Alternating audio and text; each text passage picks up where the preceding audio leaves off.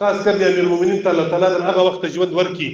چې د رب په تقدیر کې لیکلي وي خو چې دغه یو فرمان یې نوی صادر کړی دی چې دغه پر کېږي پرون مې وکتل اوس هم ټلیفون کې راسره دی نوی فرمان یې صادر کړی دی چې یو فقهي حنفي فتاوا موسعه ولیکي ټول ادارو ته مشرانو ته امر بالمعروف او د ستړي محکمې او د جلب جذب او د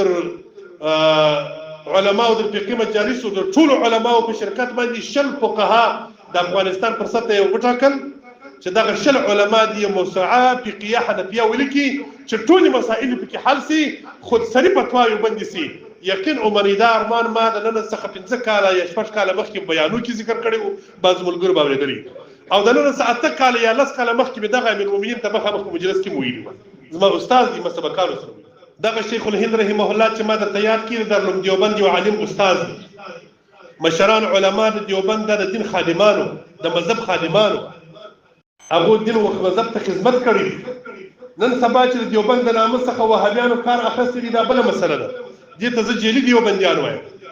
زه همیشه بیانو کې وایم اصلي دیوبندیانو مذهب ته خدمت وکړي جیلی دیوبندیانو مذهب را دربدره کې مذهب رسغلا کې د دیوبند په نامه باندې پر دور لار خلک کوي اصلي دیوبندیان مجاهدین و د ظالم خلاف د جهاد بیرغ پورته کړیو تاسو وګورئ د مالټا په جیل کې پرچیش باندې شیخ الهند رحمه الله باندې د جهاد اعلان کړیو نن چې جیلی دیوبندیان د کفارو ملګری سول یا د ظالم ملګری دي یا د بغاوت وسر ملګری دي دا د دې بې مذهبي ده دا د دې بوتلان دي هغه اصلي علما نه په بدنامي کېږي اصلي علما د دیوبند چې هغه ټول صوفیانو ټول د تصوف خلک و د تصوف سره تعلق نن چې جیلی دیوبندیان د وهابیان د مذهب د دیوبند په نامه باندې کار کوي د تصوف دښمنی کوي دا د دې بدنامي ده په دې هغه نه بدنامي کېږي شیخ الهند رحمه الله په محبس کې د کافر و د جابر خلاف بندي په هندستان کې چرایلس علما ورټول سره ورڅ کول پکار دي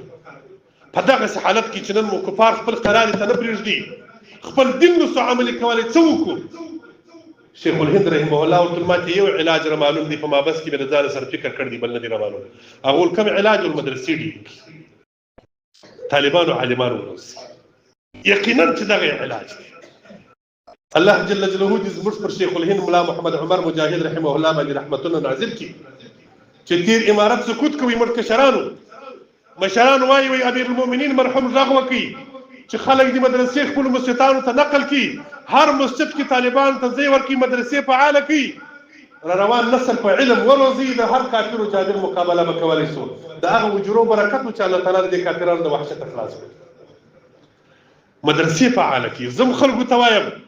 که خپل مذهب غواړي چې پر خپل حال پاتې شي که خپل اسلام غواړي صوفیانو ته وایم که تصوف غواړي که د بدو خلکو ریښې د ځانه ایستل غواړي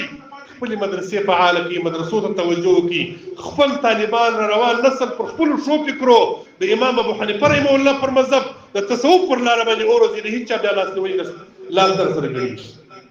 بیا به هیڅوک پر موږ باندې بد اثر نشي کولای کار به نشي کولای الله جل جلاله دی دا اسلامي امارت طبقه د قیامت پرې ورکی خو چې درڅو پر د حق د لارې ملګری کبه د حق د لارې اوړي الله تعالی دی اصلاح کې الله دې نه خرابوي خاص کر د امیر المؤمنین ته الله تعالی د هغه وخت ژوند ورکی چې د رب په تقدیر کې لیکلي وي خو چې دغه یو فرمان یې نوی صادر کړی دی چې دغه پر کېږي پرون مې وکتل اوس هم ټلیفون کې راسره دی نوی فرمان یې صادر کړی دی چې یو فقهي حنفي فتاوا موسعه ولیکي ټول ادارو ته مشرانو ته امر بالمعروف او د ستړي محکمې او د جلب جذب او د علماء او د فقهي مجالس او د ټول علماء په شرکت باندې شل فقها د افغانستان پر سطح یو وټاکل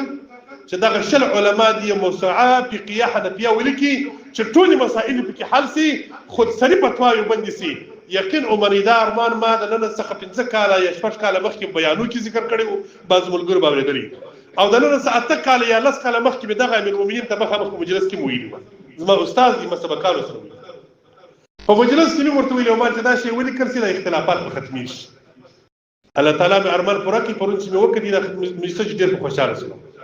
کدغه موسوعات فقهيه حنفيه ولیکل سول ان شاء الله د ټول مشکلات حل وکړي د ټول علماء در مابین چې کوم بدنیتي دي دا به ختم شي پر یو مذهب د امام ابو حنیفه رحمه الله باندې په افغانستان متحد سي الله تعالی د اتفاق او اتحاد رانصیب مدرسې فعاله کړي دا مې دا درته ویل چې مدرسو سره تعلق جوړ کړي مدرسې فعال کړي الله تعالی دې تاسو ته اجر درکړي چې په دې مدرسې کې په دې حافظانو کې خدمت کړې دي الله تعالی دې نعم البدل